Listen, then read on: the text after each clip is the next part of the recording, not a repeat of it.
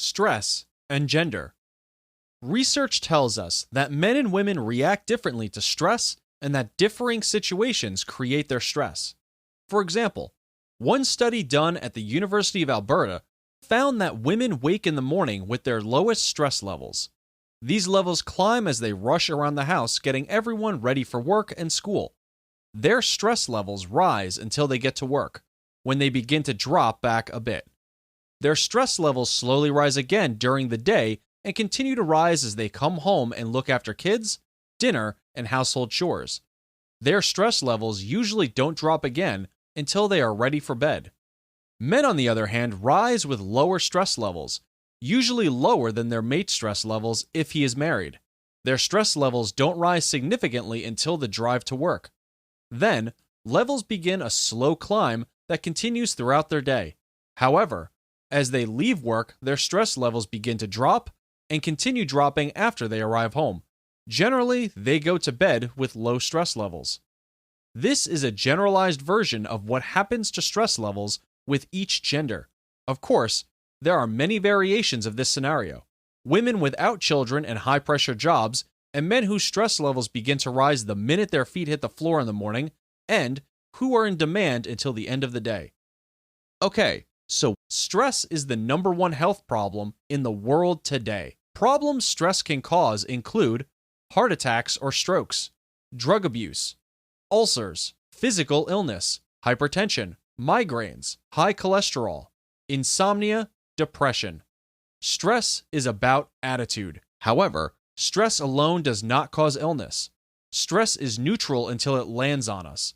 What we choose to do about it determines how it will affect us. Next, let's look at the AAA approach. When we have situations that cause our stress levels to rise, we have 3 basic strategies we can use. We can alter or change the situation, figure out how to avoid the situation, or accept the situation and alter our response to it. So, let's start with alter. Sometimes changing the situation is the most promising strategy. Let's say you are always stressed when you get home from work and you're hungry. You could purchase a slow cooker and start supper before you leave for work, so it's ready when you get home. Or maybe you could start keeping a piece of fruit in your car and munch on it on the way home. Think for yourself, what is a situation in your life that you could alter to make it less stressful? Avoid. On the other hand, that mouthy neighbor can be somebody you can avoid. You know that milk upsets your stomach, so you avoid it. You know that your spouse prefers to eat breakfast at 7 a.m. sharp, so you accommodate that preference. Forcing ourselves into situations that make us stressed when we really don't have to be in those situations is just being a masochist. What is a situation in your life that you could avoid to make it less stressful? Accept.